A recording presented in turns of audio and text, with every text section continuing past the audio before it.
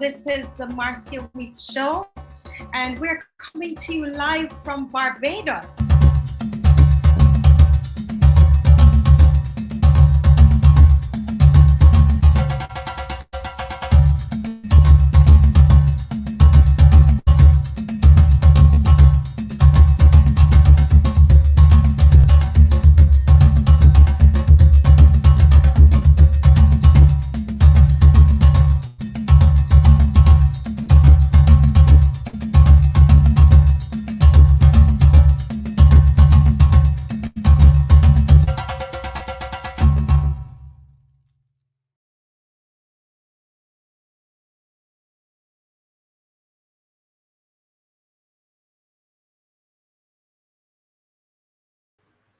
A pleasant good afternoon to everybody. This is Marcia Weeks, and you are watching the Marcia Weeks Show, and I'm coming to you live from Barbados, and it is so sunny. It's a beautiful. I can see people are logged on already. I need you to tell me where you're watching from. Guys, today we're going to be talking about CARIFTA. We're talking about athletics. Again, we had a wonderful show on Saturday, about athletics with that wonderful young lady who won gold for Barbados in the 1500 meters. And today we're going to be talking with TIANNA Springer and Mark Scott. TIANNA Springer is the athlete, and she ran the under 17 race, 400-meter race, and won a gold. But there's some interesting situations that surrounded that gold medal, and so I wanted to talk with them and waiting on them to get in the studio to have that conversation, because I love a good story. I love to know when people people have to overcome a lot of odds. And that's what this young lady did, Miss TIANNA Springer. So we want to have that conversation with her as she comes in to the studio. But before she comes in, I want to take a look at the race, and I want to share the race with you. Let me just welcome those of you who are watching from on CariVision. CariVision is shown into over 16 Caribbean countries. And so we want to welcome those who are watching on regular TV. Yes, people still watch regular TV on CariVision. And those who are watching on YouTube, we say welcome, and ask you to share. I think this is a wonderful story about Guyana and the strength of a people. And this is wonderful. And hi, Alwyn. Hi, Mr. Bob. I know you will be interested in this kind of story. Mr. Bob, can you tell me which country, if you're watching, and you could tell me which country CARIFTA was hosted the first CARIFTA? Which country hosted the first CARIFTA? Who can give me that answer? Mr. Bob, please share up this live. I think it's wonderful that we're going to be talking to Miss TIANNA Springer from Guyana, who ran past all those Jamaicans in the race. Okay. Alwyn, you got it. Barbados.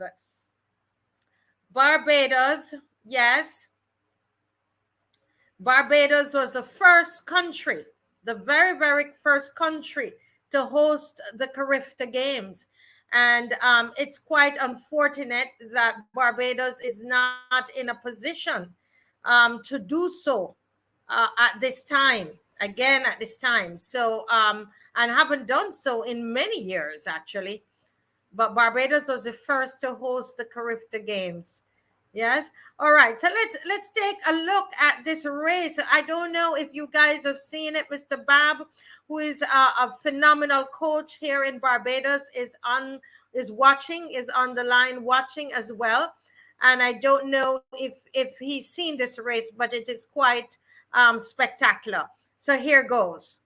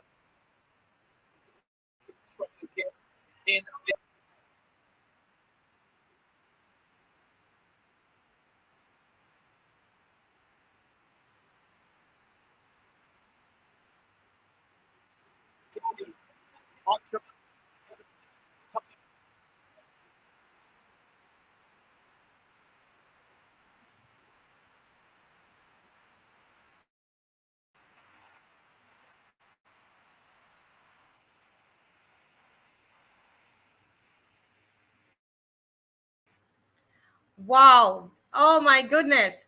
That is Miss Springer, and they are right here in the studio. Guys, help me to welcome TIANNA Springer from Guyana and her coach, Mark Scott. Welcome, welcome, welcome, welcome, ladies and gentlemen. Oh my goodness. It's so good to have you guys. Good afternoon. Good afternoon. Good afternoon. Can you hear me well? Yes, we are hearing you very well. Wonderful. TIANNA, I was home here in Barbados watching all of this happening, and I was just amazed at the results.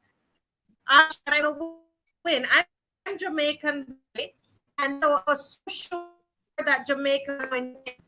Right? So walk me through what was going through your mind as you saw those two other ladies ahead of you. Running like how coach man told me run. Running like how coach man told me.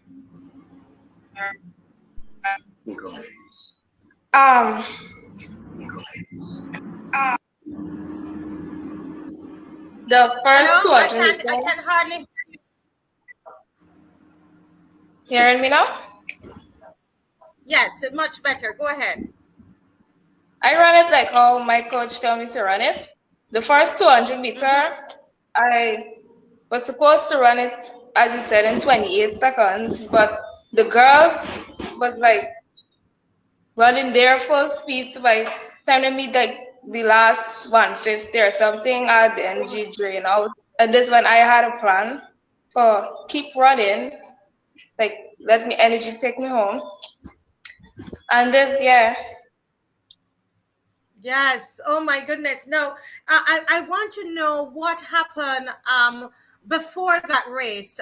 The commentator was saying that it was so amazing. This win was such a big win for you because you had to qualify a short time before the race. So can either you or your coach explain what happened? Okay, good afternoon, and I'm so happy to be on the program, and thanks for the invitation. Now, the problem that we encountered when we traveled to Cuba, we did not get into Bahamas until the next day. And from the airport, we went straight to the track. She had a little warm-up, and then had to run against the clock to qualify. Well, that was the semifinals, qualified for the finals. And that was like 2 or 3 hours before the finals. So with this, you know, given the circumstances, I think that she did excellently in her race. She timed her race perfectly, like planned back home in our training. We didn't plan to go out so hard at first and save the energy for the final third of the race. You know, 400 is a very hard race. Yes. Wow. It was really, really brilliant to but watch. I can say this to you that TIANNA's been training, you know, very hard for this race. You know, even the 200, I know our legs was tired, but come next time around, I know she's gonna do better. Her timings is gonna come down because she ran faster than that in Guyana. Her best time is 53.92 in the she ran 53 a bit high in the 400, and in the 200 she ran 23.92 in our last race in Guyana before going to CARIFTA. Wow. So there's a lot of preparation leading into that. So tell me, Tianna, as you were on the plane trying to get in on time, all right, and you know the possibility that you could have missed the qualifying, you know, what was going through your mind, having prepared yourself for all of these years and specifically these months leading up to this CARIFTA? I thought I wasn't going to run the race, but as the manager went and talked things out with the people that I'm decided how I could get for running time trial. But I was thinking if I run it, and that would maybe like the exact time for maybe finals. But I had to run it, like, you know, and in the plane with all the AC and whenever we come out and for the numb. So I didn't get to perform like the timings that I wanted for the semifinals, but it get me into the finals, but in lane 7. So yeah. Wow. And is that a good lane? You wanted that lane? No, I like lane 4 the best. Lane 4, because I wasn't looking for you at all. You were all the way in lane 7. Normally, I look at lane between lane 3 to 5 to look for the winners. So you just came, you know, kind of left field there, and just took it away. So tell me, Tianna, when you were out there, is it that you felt that you got this opportunity that you possibly would not have gotten, you know, because you were running so close? Did you think about that as you were running and thinking, I have to win this race? Was that going through your head? Yeah, I know I would get a medal inside the race, but my mother was watching it from the TV, so I know I have to perform my best, and I know the people that are watching it too. So yeah. So you were thinking about your mother, you were thinking about the people in Guyana everybody who I told about the live to come and watch it, and I don't want them like to come and watch me in get space, so I had to run. And when you realized that you actually won, so you saw that Jamaican girl, and were you running to pass her, or you were running to the time? I was looking at the clock. Yeah. I was running to beat her, yes, but I was looking at the top because I wanted to run like 53, but I didn't get to do that. So your focus was mainly on the clock and not on the Jamaican girl. Yeah. And I think in her mind she thought she had it because you were coming from 7. Do you think she saw you? I don't think she saw you. I don't know, but she started before like I was going to pass her, she slowed down a bit, but when she see me in front of her, then she started to speed up because she knows she's going to slow down. And when you crossed that finishing line, explain to me the emotions. What was going on in your mind at that time? What was happening to you? I was like, yes, like I finally got from goal from a country. And I was so excited, like, yeah. Because I told my mother I was going to brown goal for she, and so she could show it to whoever she wants, and yeah. So you told your mom that you're going to bring home gold for her. And here you were on a plane. You barely caught the qualifying. You almost missed out, you know? If I had missed it, I would have cried because I trained hard for it. And it would be such a shame to miss it, knowing all the training I put into it. Yes, you trained hard for it. And why is it so important to bring gold for your mother? Tell me why you said, I want to bring gold for my mother. Why? Because she had faith in me. She know I was going out there to do my best. So I have to show her what I can do. Yes, yes. And you said you train hard. Tell me a little bit about your training. You train in Guyana? And tell me a little bit Yeah. about your training. Well, training was tough. We had a lot of turns to run. Coach, I was mainly focusing on the turns because I normally come out slow and you wanted me to come out fast in that. I still have more training to put into the turns, but I think I do good from what I see in the video. And Yes, yes. It was a big, big finish. A big finish. I was in my house, and even though I'm Jamaican, I have a real love for Guyana. I was screaming, I was shouting because it was such an impressive performance. And then knowing a little bit at that time, I didn't know the full story, but the commentators were giving us a little bit of the story and how difficult it was for you. And then to see you overcome all of those obstacles and still to come out on top is just simply amazing. Now, your coach, Mark Scott, right? Mark, you were watching the race. What was happening to you? What was going on in your mind as you were watching the race? Well, let us start before the race. When we thought we had missed the race, the semifinals. What was going through my mind then? I want to, I was so hysteric. Even though I'm a calm person, I was so angry inside because this race, Tianna has been preparing for this. All of Guyana was expecting her to win a gold medal there. I can tell you that. You understand? And to know that you're going to a race and it's a possibility that she would not get to compete in that 400 meters. Before the race, I was very, very angry. When we were in Cuba, Tianna can tell you, I was hardly talking to anybody because I was so angry.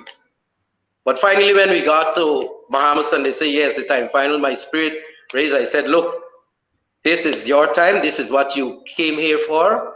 And you have to go out there. I know it was a difficult journey to the Bahamas, but you have to put that behind you. Tianna's never run 56, that kind of time in the 400. So in the semifinals, when she ran that, first of all, what I did, I checked the timings of the other athletes who ran. Yes. So I told her, I said, look, you just need to run this to qualify into the finals. And she went out, she executed that, she qualified into the finals. And then for the finals, she went in with, I think, either the 7th or the 8th slowest time in the finals, if you check it. Wow. All the other girls ran a faster time than her in the semifinals. So I said to her, baby, you have to repeat, give me that 53 that you ran in Guyana in order to win this goal. I said, just focus on the things that we worked on in practice. We know that we have a specific time for because what I do is every 100, I will put a time into it. So at the 100 meters, she's expected to run a certain time. At the 200 meters, another time. At the 300 meters, she should be there in practice. That's what we practice over and over and over again. So as I executing very well, just execute. And I was just, calm until the storm happened. I was very elated as the coach. I didn't get to go across because I was way in the stand next to the call room because I had other duties to perform. So I barely get to peep the race, as you may see. But all in all, we are happy for Tianna, her progress. She's just about 8 months at our club. What's the name of your club? What's the name of your club? Police Progressive Youth Club.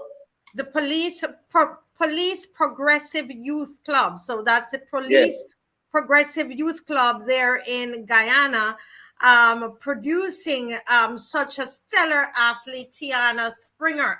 who won gold at CARIFTA in such a big way. In such a big way. That's one of the highlights for me for this for CARIFTA. I mean, this is so awesome. But tell me something. What were the issues? Because after I saw the race with Tianna, I then started to do some research on Guyana to understand why were you so late. And there were some issues with the airline tickets and the government. I know you're not here to bash the government or anything. I am just trying to understand what created the issues for Tianna.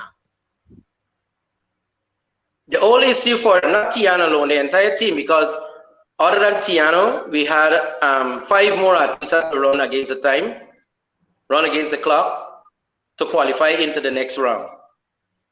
So it's not only Tianna alone, we had 5 other athletes face that same issue. The issue is that flights out of Guyana into the Bahamas, that's the big issue. And our president took a chance in purchasing tickets to Cuba, in which a charter flight was to pick us up in Cuba and take us to the Bahamas the night, but it did not materialize until the next day because of all the landing rights and those kind of things, you know.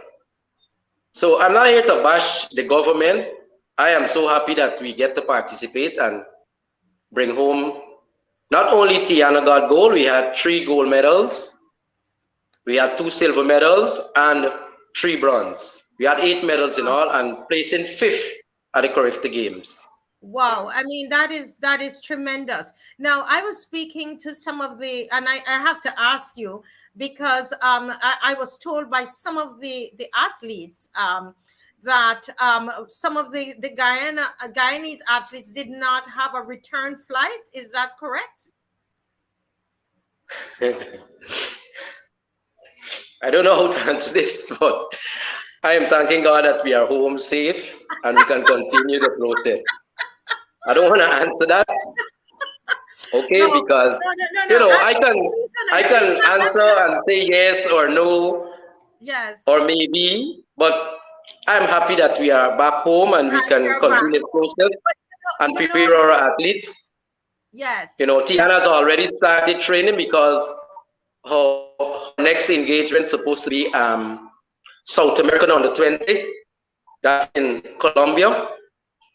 You know, Guyana is a part of the South American zone and not NACA. We are just within CARIFTA because of the political. Guyana is one of the founder member of CARIFTA. Yes. Right?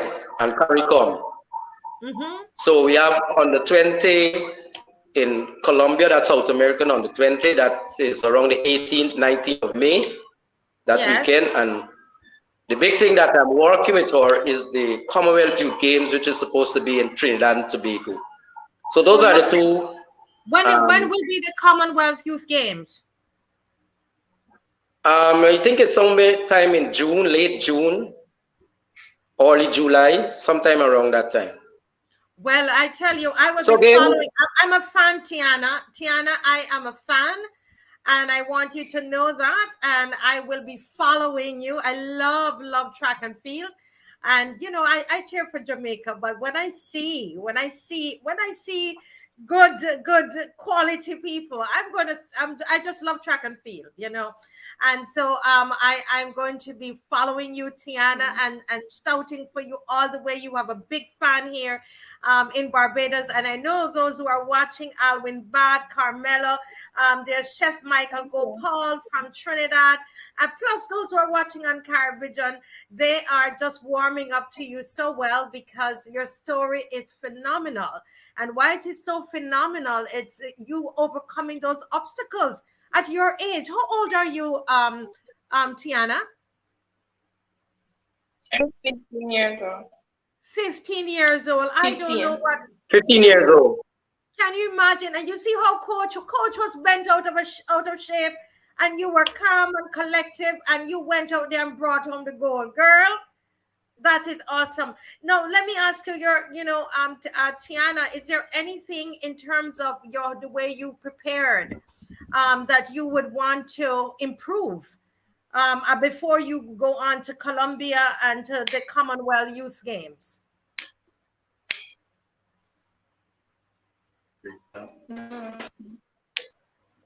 Can you hear? Can you hear Tianna? While we're waiting on her to respond, no. Yes, go ahead. You're just getting pieces. Yes, breaking up. Oh, we're breaking up. We're breaking up. Is it any better now? Yes, it is. Okay, so I was thank you. I was asking you, you know, what will you change in your preparation? Is there anything you will change in your preparation as you get ready for Colombia and the Commonwealth Youth Games? Commonwealth Youth Games is only a short time away, but what are you going? Is there anything you want to change? I'm definitely going to train harder, work on my turns the first half, because there's where like more energy come in because of the breeze on the back stretch. So I have to work on that. And yeah, this is about it. That's what you have to do. Well, I wish you all the very best. Well, definitely the work has to increase because it's a high level she's going to now. Commonwealth is all the Commonwealth countries. South American, she is going up to under 20. So it's more work now. But I know Tianna is going to bring it home. Tianna will bring it home. I know she'll bring it home. Yes. But thank you so much, Mr. Scott. Thank you so much, Mr. Scott. Alwyn, let me know if you can hear me. Alwyn Bob, those who are watching, Carmelo, Charles, those who are watching, let me know if you are able to hear us. Thank you so much. Yes, so Tianna Springer, I want to wish you all the very, very best in your games coming up. I hope you stay healthy. Yes, I hope you stay healthy. Keep training, keep going at it. And Mr. Scott, your coaching, it's paying off. It's paying off, and you should be very, very proud. Keep doing what you do and keep flying that Guyanese flag very, very high. All right. Thank you so very much. God bless. And thank you for having us on the program. And we look forward to, have this kind of communication, Is there any time that you could give me a buzz, find out how she's doing and those kind of things? Of course, you know I will. I will. I'm a total fan. Tianna, keep aiming for the sky, Tianna. All the very best. Okay, we're rooting for you. All right, thank you, Tianna. Yeah. All righty, thank you. Bye bye. Yes. All right. Hi guys, wow, that is just so inspirational, and that is really the story of a lot of our Caribbean athletes, having to endure just a lot of things, a lot of obstacles. And I know Mr. Scott was being very, very gracious in not wanting to talk about some of the issues that surrounded their travel to the Bahamas. And I was told by reliable sources that they did not have some of the athletes, I don't know if it's some or all, did not even have return tickets to leave the Bahamas. And as you heard, they got there very late and almost missed out.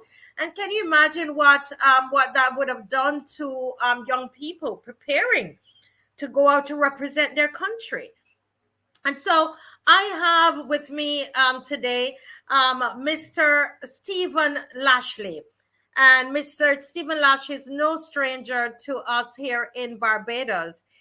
He was the Minister of Youth, Sports and Culture, of Sports and Youth, Minister of Family, Culture, Sports and Youth. I need to make sure I get that right. He's an attorney at law here in Barbados.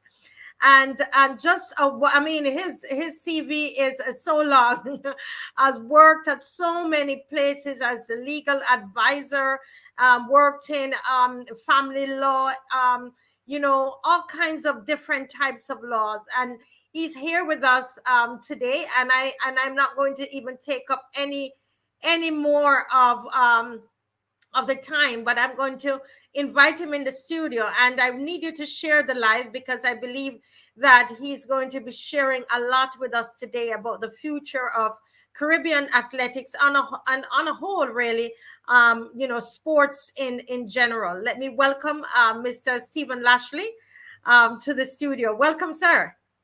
Thank you, Marcia. I hope you can hear me clearly, because I've had some technical issues on my side, but it's really great to be on your show. I want to compliment you for what you're doing and highlighting what is happening in sports across the Caribbean. So it's good to be here. I want to say a big hello to your Caribbean audience. Yes, thank you so much for being here, and I'm honored, and I want to say that, on my show, I talk about a lot of what's happening in various countries, not just in Barbados, and I lash out on different political leaders, etc., when they're not doing what they're supposed to do. But this is one time I have to say to my Caribbean audience and Barbados that this is one official, one politician that I can say, let me tell you something, guys. What you see here, what you see of him is who he is.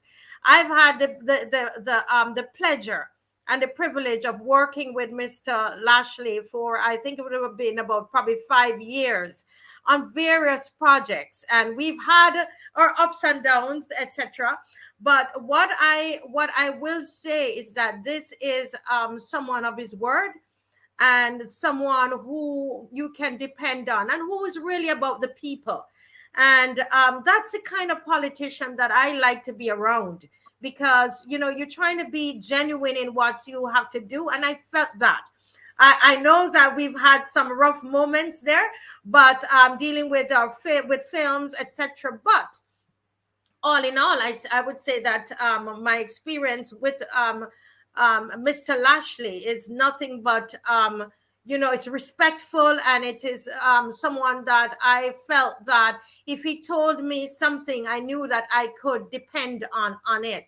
And so I am very honored, sir, to have you on the program, and to be here talking about sports. Now, let me just ask you right off the bat, what do you see as the future of athletics here in the Caribbean? I think the future is very bright, Marcia. I think certainly in your highlighting what's happening at CARIFTA. CARIFTA Games is really the creme in relation to the development of our young people, or the young athletes who perform very well at CARIFTA tend to go on to do even much bigger and better things on the global stage. I think across the Caribbean, you would have seen that various countries have enhanced their facilities over the years. Barbados, although we have to work on our national stadium, we have done some work in that respect as well. But across the Caribbean, the countries have been doing exceedingly well and been growing. There is a huge potential for the development of athletic sports across the region. What I would like to see more of course, is the Caribbean, even outside of CARIFTA, the opportunities for engaging more between islands across the region. But the potential is there. I think with the right policies in place, and of course with the investment, because I think that sports has lacked the kind of investment that I think it should have, not only in Barbados but across the region to develop the sector.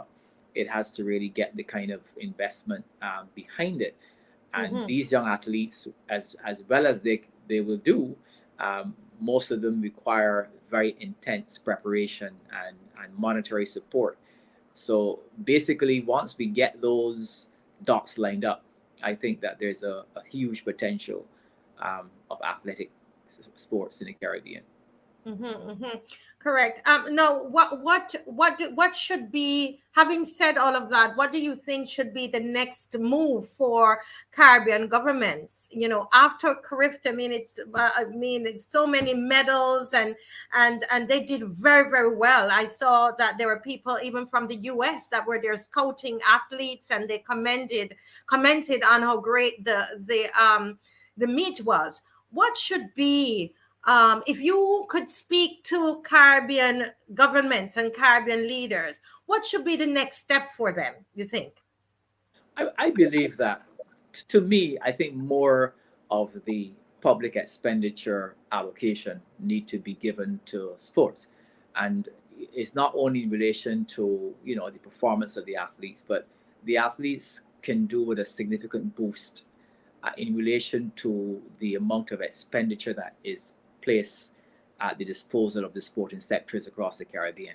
I think oftentimes governments become caught up, I believe, in earning rapid or immediate revenue from tourism without having the due regard to what potential sports can have. And of course, certainly as a former policymaker, I've had my concerns, and I've fought bitterly to increase the budget for sports.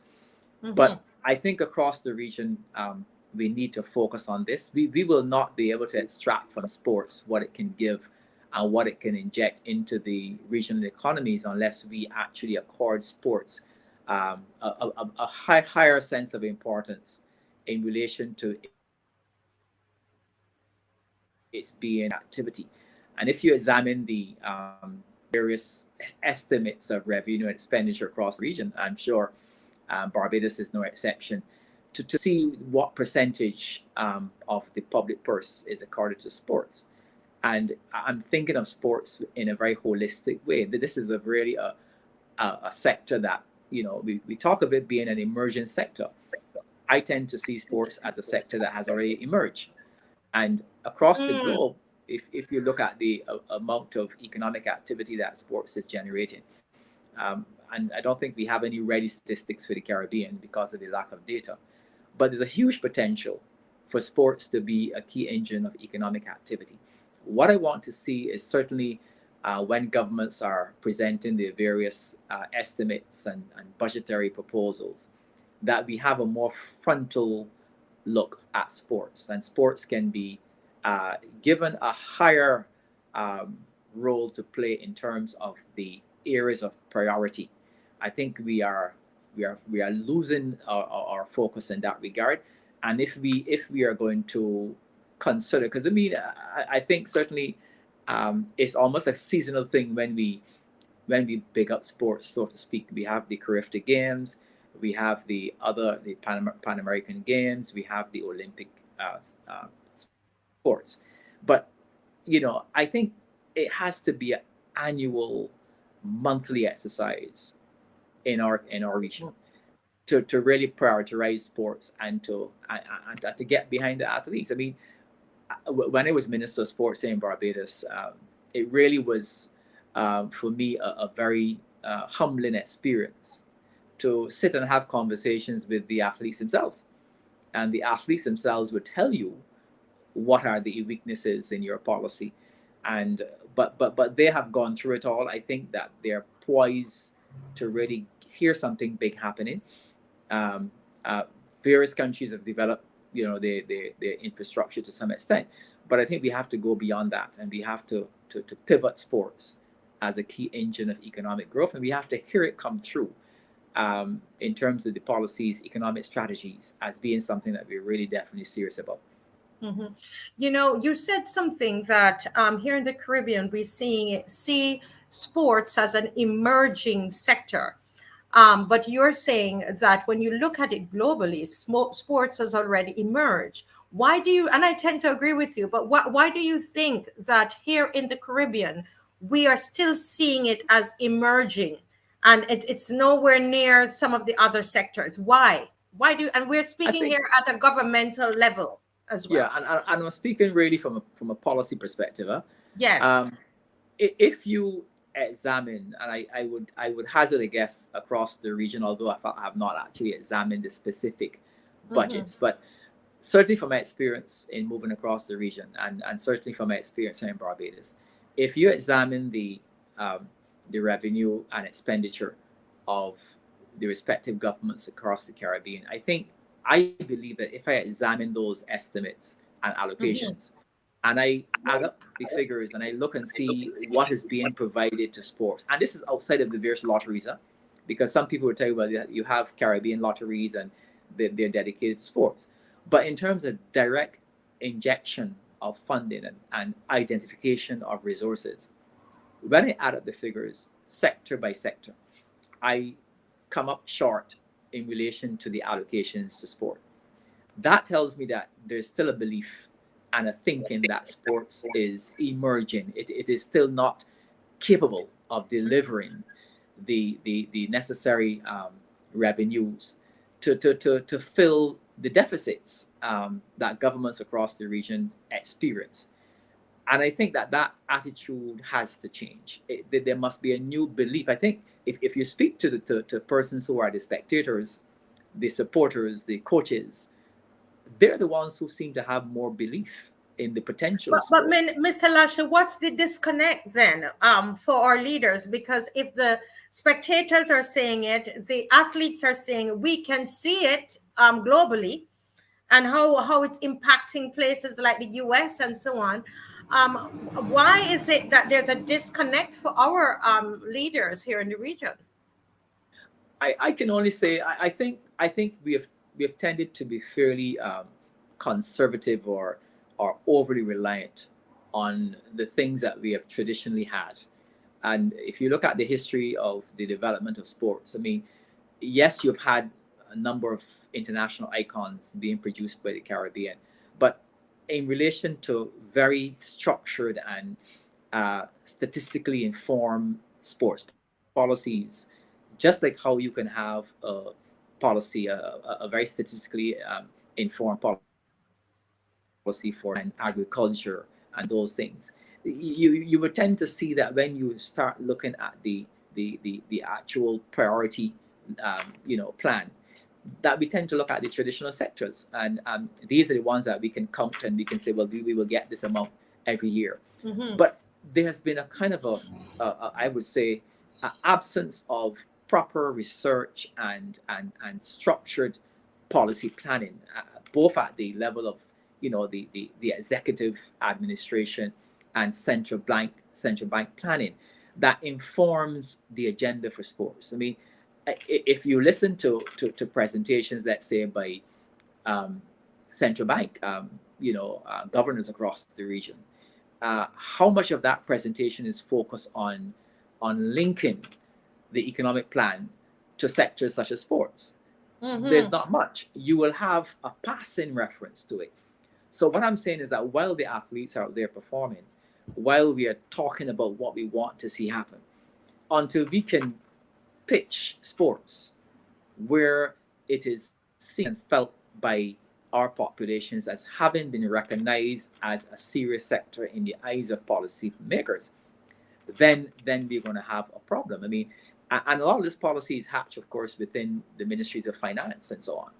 And you could tell what their priorities are. I certainly had I wage a battle in terms of how much funding that I believe should be allocated to sports. There was a view that I had that, in fact, rather than give tourism the bulk of the economic pie in terms of allocations, that some of that money should be given frontally by ministries of finance to the development of sports.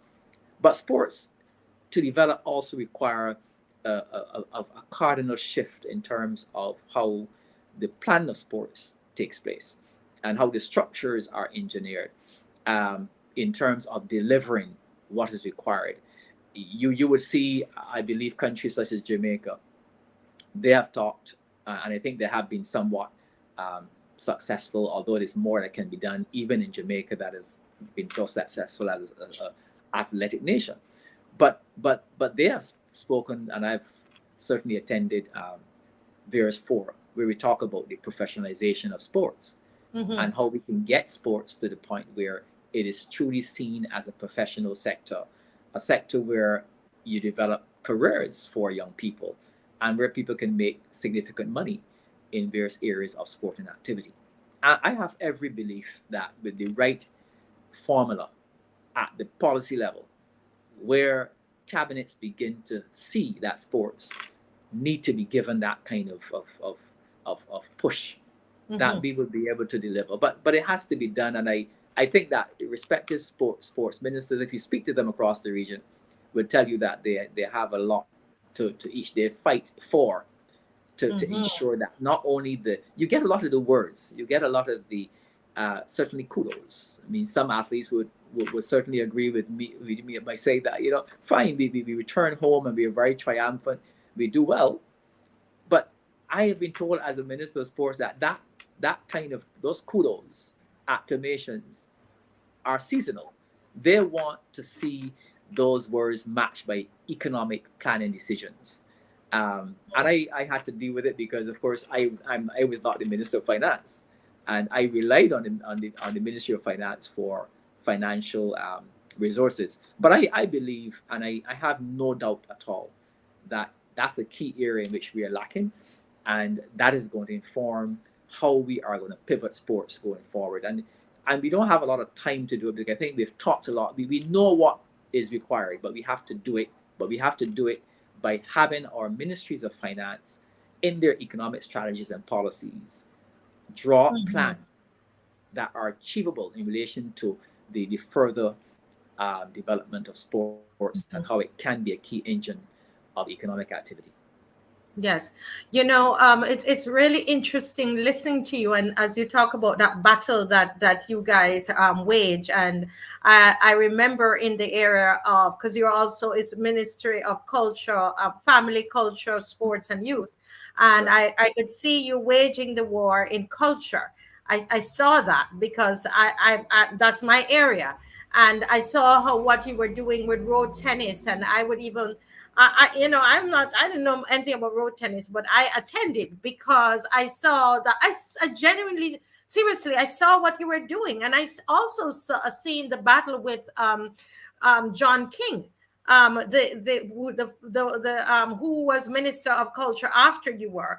And it was a very, very good man as well, but didn't have, you know, he didn't get the opportunity to show his heart, and he had a real heart for the work.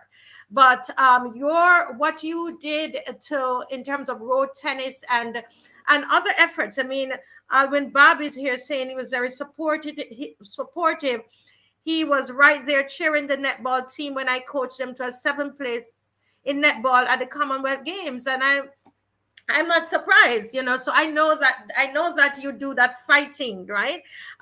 There. But I want to ask you, I almost say minister, Mr. Lashley, I want to know, we're talking here about policies. Are there any policies? Do you have any suggestions of policies? I know you're talking about economics and so on, but can we get down in Jamaica, we say nitty gritty? Can you give us some details, or what kind of policies would you recommend to those who are watching from the different Caribbean islands? I think one of the first things that we have to do is we already have some structures in place. I mean, most of the countries have some kind of a sports council or some kind of a body that is responsible for the administration of sports. I believe that those bodies need to be strengthened. The structures need to be enhanced by professionals.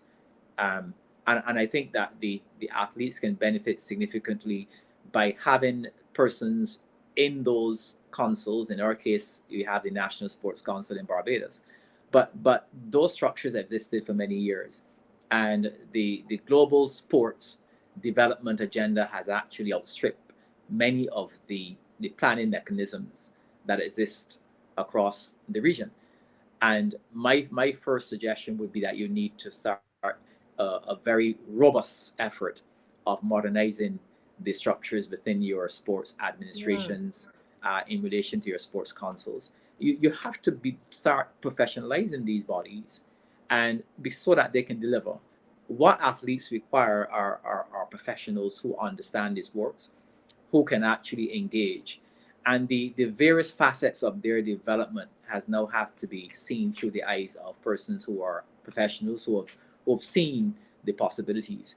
And if you realize, while Barbados and the Caribbean benefit significantly from international, um, you know, uh, persons who actually attend events to search for talent, to search for sporting talent, and some of our athletes that get the opportunity of going to various colleges and so on. But we have to be more proactive. We should not just wait for those who are looking for talent to attend CARIFTA or to come and see who are the athletes and give them an opportunity.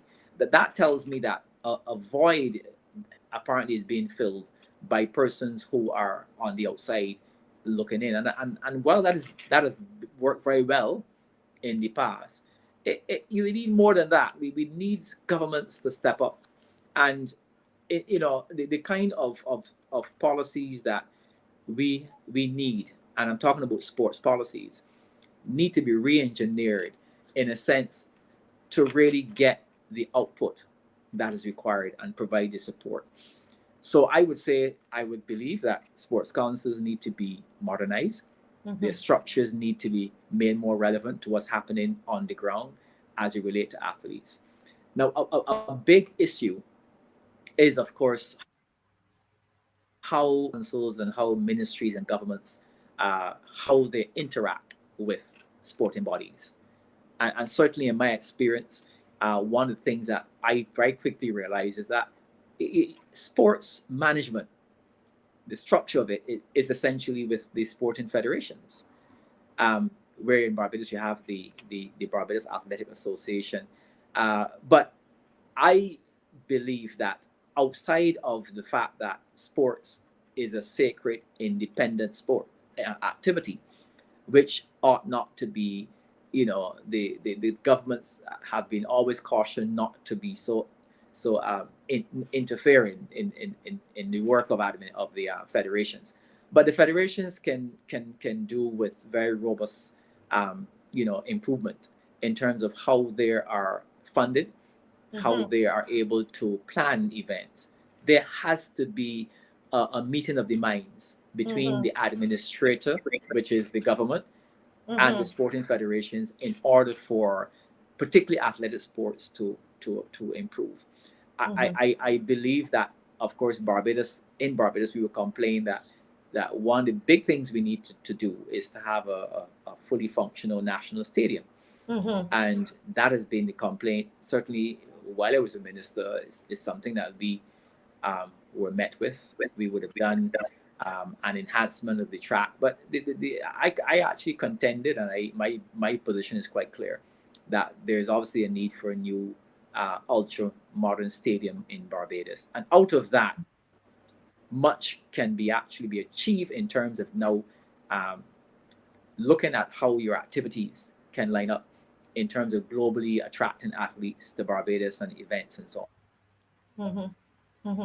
Do you Sports, sorry, you were breaking up there a little bit. Can you repeat what you just said? You were breaking up a little bit there.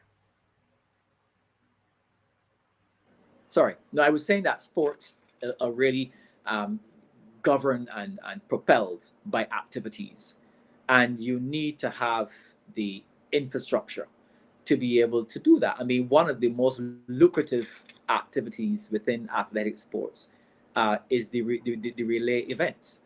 I know it has been used effectively in Bahamas and in Jamaica. Yes. And that is such an exciting activity that attract athletes from across the world. But Barbados, we don't have the facilities to do that.